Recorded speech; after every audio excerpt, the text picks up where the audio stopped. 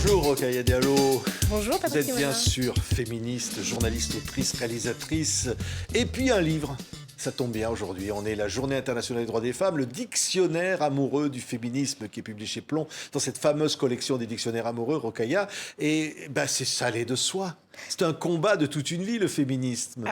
Absolument, c'est un combat toute une vie. C'est vrai, quand on m'a proposé de le faire, je me suis rendu compte que c'était une réflexion que je menais depuis ma plus tendre enfance et que finalement, j'avais envie, dans ce dictionnaire amoureux du féminisme, de montrer ma galaxie qui a composé mes convictions depuis l'âge, depuis Depuis mon toute jeune petite, âge. parce que même la maman, c'est ce qui est écrit Absolument. dans la présentation. Ma mère apparaît, Oui. puisque ma mère a effectivement insufflé et planté les graines. Et puis je parle aussi des dessins animés qui ont influencé mon enfance. Je vais jusqu'aux séries aujourd'hui. Je parle des grandes figures que j'ai rencontrées au fil de ma vie, que ce soit en réalité ou dans mes lectures. Oui, c'est vraiment quelque chose de... Alors, ce qui est fabuleux, c'est que c'est à la fois, bien sûr, c'est un combat, le féminisme, mais vous dites aussi c'est joyeux. Le féminisme, quelque c'est chose d'heureux. joyeux.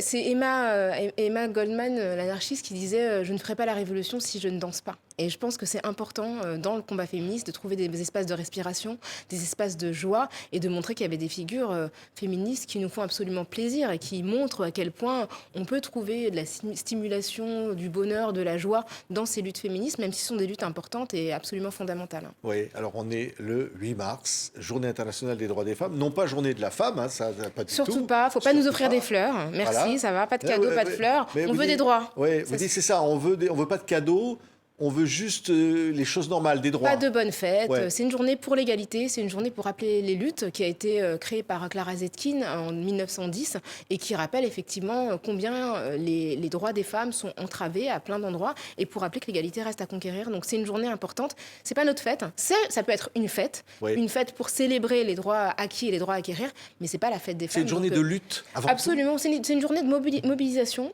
C'est une journée de souvenir aussi où on se souvient des femmes qui ont compté dans l'histoire du féminisme. C'est une journée d'hommage et c'est une journée tournée vers le futur. Oui, alors il y a plein de mots, on va en parler puisque c'est un dictionnaire, mais au fond j'ai envie de dire c'est quoi le féminisme, c'est quoi être féministe? On entend souvent dire oui, moi je suis féministe, tout le monde est féministe, etc. Est-ce que vraiment c'est vrai? Est-ce que tout le monde est féministe? Alors, je ne pense pas que tout le monde soit féministe, sinon on n'en serait pas là aujourd'hui, mais je pense qu'être féministe, c'est considérer qu'il faut accéder à l'égalité des femmes, qu'elles aient accès à la liberté, que leurs droits ne soient pas entravés, mais aussi que leur corps soit libre, parce que la question du corps, c'est vraiment une question centrale dans le féminisme. Les femmes sont exposées à des violences diverses et je pense que cette propriété de leur corps, c'est quelque chose de central dans le féminisme. Oui. Et vous dites que vous dites que ce sont des mots, effectivement, c'est un dictionnaire amoureux avec des mots, mais aussi avec des très très belles illustrations de Marie Dubois qui sont dans le livre, mais qui a aussi réalisé la superbe couverture. Oui, c'est vrai. Alors, quand on disait des choses joyeuses, il y a le mot amour. Il y a le mot amour, absolument. Et c'est un amour qui est vaste, parce qu'on pense souvent, évidemment, quand on parle de l'amour, on pense à l'amour romantique. On pense à cet amour qui s'inscrit entre deux personnes dans une forme de binarité. Mais je pense que l'amour, c'est quelque chose d'exigeant. C'est quelque chose qui peut concerner des relations multiples, des relations diverses. Et je trouve que cette notion-là, il faut vraiment l'élargir à toute forme de relation, à toute forme d'interaction. Ouais. Et puis aussi rappeler que l'amour, c'est aussi conditionné par des pesanteurs sociales. Donc on ne tombe pas amoureux de n'importe qui, n'importe quand. C'est lié aussi à qui on est, à quel endroit on vit, à quelle époque on évolue.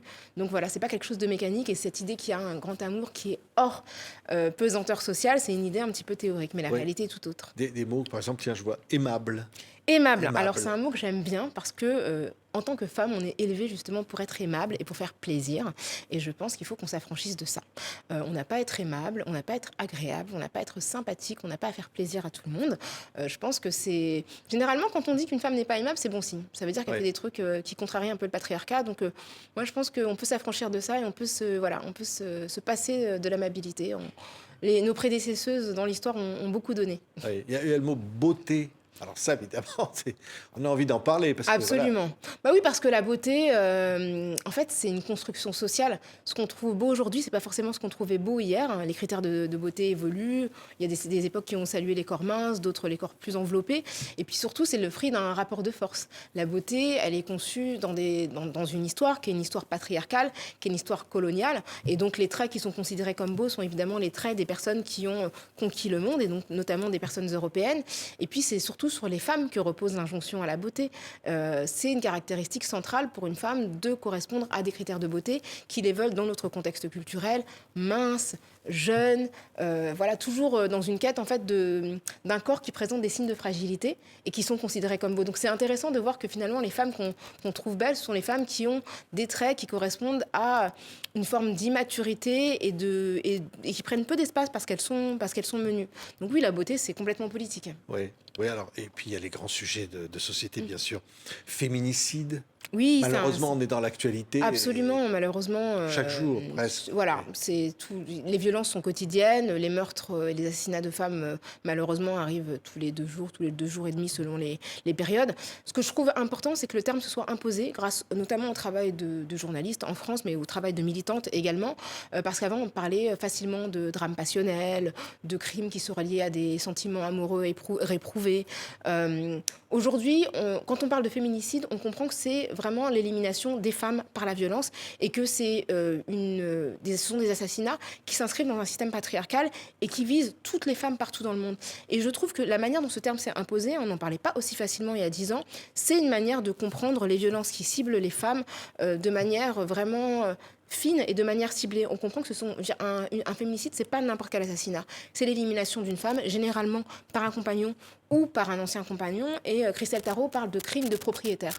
Parce que souvent, les hommes qui tuent des femmes les tuent parce qu'ils ont un sentiment de propriété à leur égard et qu'ils ont la crainte d'en être dépossédés parce qu'ils estiment que leur corps leur appartient. Oui, la culture du viol.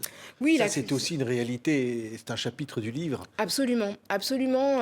Parce que enfin, c'est un terme qu'on comprend souvent mal. La culture du viol, ce sont toutes les attitudes, dispositions, décisions judiciaires ou décisions politiques qui rendent les viols possibles, qui permettent aux auteurs de viols d'échapper à des sanctions. Et donc, la culture du viol, en fait, c'est finalement cette manière dont on va interroger plus les victimes que les agresseurs, interroger leur comportement, leur tenue vestimentaire, le fait aussi qu'elles ont beaucoup de difficultés à trouver justice. Parfois, la manière dont elles sont accueillies lorsqu'elles déposent plainte les empêche finalement d'aller jusqu'au bout de leur démarche.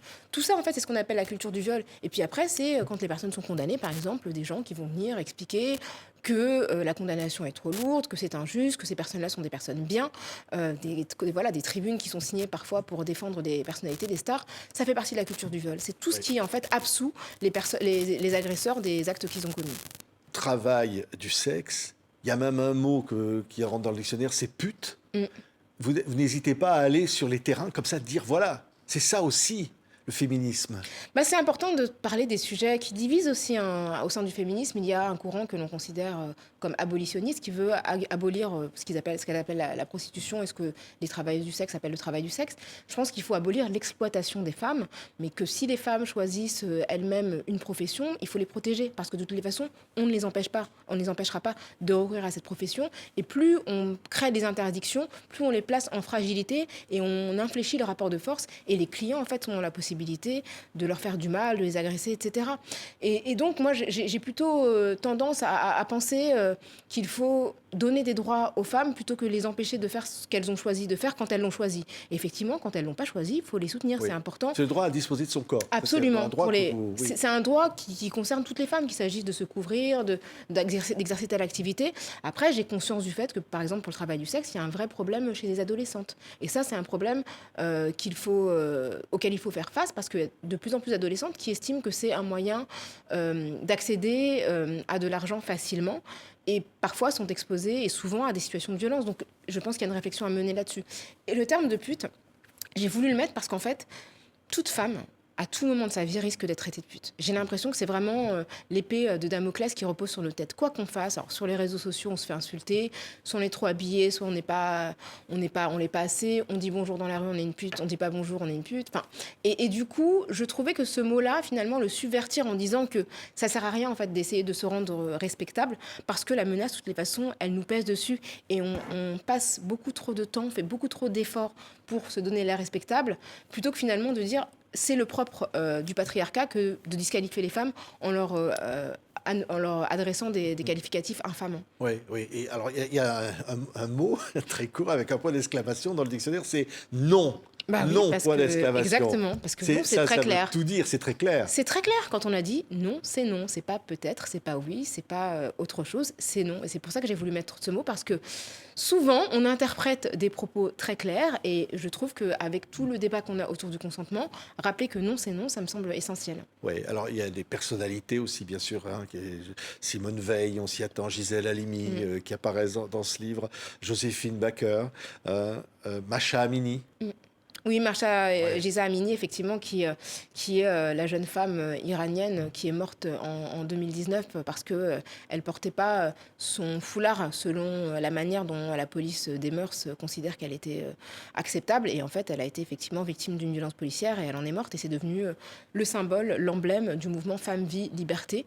Et donc, voilà, je tenais à lui rendre hommage parce qu'elle a perdu la vie et elle a donné vie à un mouvement qui a dépassé les frontières de l'Iran et qui s'est imposé partout dans le monde. Donc c'est Oui. une jeune femme Dans un pays extrêmement... qui brime les femmes, la Absolument. liberté des femmes. Un pays qui brime les femmes de manière spectaculaire et de manière absolument atroce et dont je suis solidaire, qui contraint les corps des femmes, qui les oblige à se couvrir, qui ne leur donne pas de choix et où en même temps il y a une résistance absolument inspirante, admirable. Ces femmes qui, malgré l'oppression, la défient, comme cette jeune fille qu'on a vue il y a quelques mois, qui avait été contrôlée parce que son foulard n'était pas réglementaire, qui en a eu marre, qui s'est déshabillée, en fait, qui a carrément enlevé son haut et s'est assise comme ça en disant... oui, et alors? Et je trouve que ce sont des femmes qui sont vraiment admirables. Et Mahsa Amini, je voulais vraiment lui rendre hommage parce que sa vie, son destin a été absolument tragique. Et il a fallu... ça coûte vraiment cher, en fait. Les oppressions patriarcales, elles coûtent des vies humaines. Et une jeune fille qui était étudiante, qui avait des aspirations scientifiques, finalement, n'a pas pu accomplir son destin. Oui. Et une autre personnalité qui, évidemment, était extraordinaire, Sarji Barma. Je ne sais pas si je le prononce bien, la Vénus autantote. Oui, c'est ça. C'est comme ça de qu'elle manière est. péjorative. Absolument. C'est le fruit de cette colonisation des femmes. Tout à fait. C'est une femme qui était originaire de l'actuelle Afrique du Sud, qui a été identifiée par un manager peu scrupuleux et donc qui a été transportée en Europe pour être exhibée dans des foires aux monstres en Angleterre, puis en France, avant d'être victime en fait justement de bordel où elle était exploitée sexuellement contre sa volonté. Et en fait, elle est morte à 25 ans de maladies infectieuses. Et la mort n'a pas arrêté l'exploitation puisque ses restes ont été exploités par des médecins. Et en fait, ils ont été exposés en France au Musée de l'Homme jusqu'au début des années 70, avant d'être rendus à l'Afrique du Sud en 2002. Donc ça montre bien que cette question de l'exploitation des femmes coloniale, c'est une question qui traverse toute l'histoire du patriarcat et qui croise finalement colonisation et patriarcat. Et pourquoi ne pas en parler ? Il y a une entrée dans ce dictionnaire, c'est clitoris. Absolument. Parce qu'on n'a pas l'habitude de parler de ce genre de choses, Non. mais au fond, c'est un enjeu de liberté pour les femmes. Donc vous décrivez cet organe et vous dites, au fond, c'est un organe uniquement destiné au plaisir et dont on veut priver les femmes, parfois Tout à fait. avec l'excision. Et absolument, avec les mutilations génitales, on veut priver les femmes d'un organe qui n'a pour vocation que le plaisir. Et c'est un organe qui a été très mal étudié pendant longtemps. Il a été mobilisé il y a une douzaine d'années. Je ne sais pas si vous imaginez, c'est-à-dire que tout le monde s'est dessiné l'anatomie masculine. Je veux dire, les gamins, dès l'école, en font partout, sur les cahiers, sur les murs, etc. Et en fait, le clitoris n'a été modélisé qu'en 2012, si je ne m'abuse. Donc ça fait très très peu de temps. Et je pense que c'est important pour les femmes de connaître leur corps et pour tout le monde de comprendre le fonctionnement du corps des femmes ou des personnes qui ont un clitoris de manière générale. C'est un instrument de liberté aussi. C'est au fond pour ça qu'on... c'est ce qu'on envie aux femmes. Parce que c'est, bien sûr, c'est une manière de priver les femmes de l'accès à une sexualité heureuse. Parce que finalement, quand on enlève l'organe qui est destiné au plaisir, on contraint les femmes à n'avoir qu'une sexualité fonctionnelle, destinée à la reproduction et qui ne peut offrir du plaisir qu'aux personnes qui n'ont pas de clitoris et qui ont des relations sexuelles avec ces femmes qui en sont privées. Donc évidemment, c'est important pour moi de rappeler combien cet organe a été réprimé parce qu'il rappelle une certaine liberté féminine. Oui. Un mot sur le wokisme. Là, vous dites, il y a un détournement du wokisme. Vous dites, on a caricaturé ce mouvement. Absolument, le wokisme, en fait, ça faisait écho aux luttes des personnes noires aux États-Unis et justement au fait de rester éveillé par rapport aux oppressions. Et en fait, ce qui est spectaculaire, c'est qu'en France, il a fait son entrée dans le débat politique français directement comme quelque chose de négatif. Alors que être woke, ça veut dire être vigilante par rapport aux oppressions raciales, sexistes contre les LGBTQIA, et c'est une bonne chose. Et c'est vrai qu'aujourd'hui, quand je vois les personnes qui s'insurgent contre le wokisme, de Donald Trump à Vladimir Poutine, à l'extrême droite française, je me dis que ça ne peut pas être une mauvaise chose, puisque tous les contempteurs du wokisme sont des gens qui sont plutôt des gens hostiles aux droits humains. Donc moi, je réhabilite le wokisme et je trouve qu'il n'y a pas de honte à être éveillé face aux injustices. Oui, vous parlez de la laïcité aussi. Ça, oui. C'est aussi, entre guillemets, une grande question de société au cœur duquel les femmes sont confrontées. Absolument, et c'est important de rappeler que la laïcité, au départ, c'est une laïcité de liberté, une laïcité qui garantit effectivement une séparation entre l'État et la religion, le fait que l'État ne reconnaisse aucune religion, mais aussi qu'il garantisse la liberté de conscience. Et je trouve que ce qui se passe aujourd'hui, avec toutes les interdictions, notamment pour les femmes musulmanes qui portent un foulard, de vivre tout simplement leur islam dans différents espaces publics, je trouve qu'il y a un dévoiement de la laïcité. Et j'ai une entrée aussi qui s'appelle voile, foulard, parce que récemment, le Sénat a adopté une disposition interdisant aux athlètes qui portent un foulard de participer aux compétitions. La France, lors des Jeux Olympiques, c'était le seul pays au monde qui interdisait aux athlètes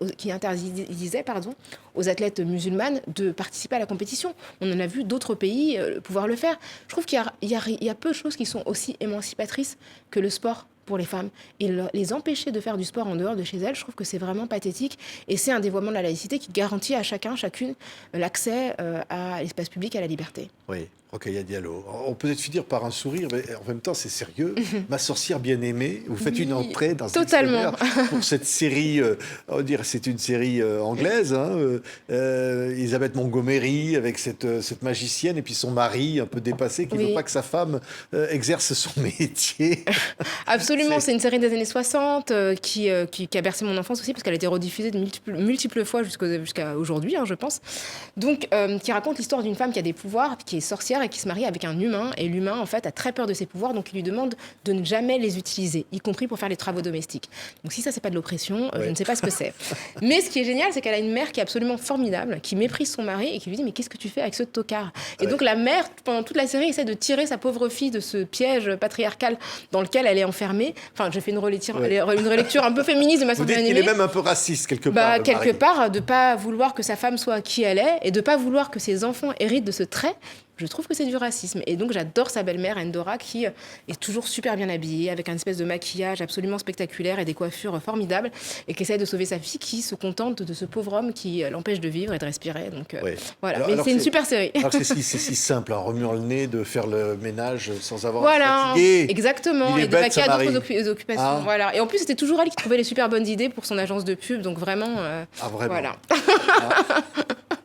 Rokhaya Diallo, dictionnaire amoureux du féminisme, publié chez Plon dans une collection mythique des dictionnaires amoureux, comme ça, pour cette journée internationale des droits des femmes. Et là, c'est quelque chose de sérieux, évidemment. On pense à toutes les femmes du monde, à leurs droits. Et on est solidaires. On n'a pas parlé de l'Afghanistan, mais on pense très très fort aux femmes afghanes qui sont victimes d'un apartheid de genre en ce moment même. Ouais, et vous serez pendant tout ce week-end au Pop Woman Festival à Reims. Absolument. Voilà, magnifique festival avec plein de féministes pop. Merci. Rokhaya Diallo était notre invitée aujourd'hui sur TV5. Merci à vous.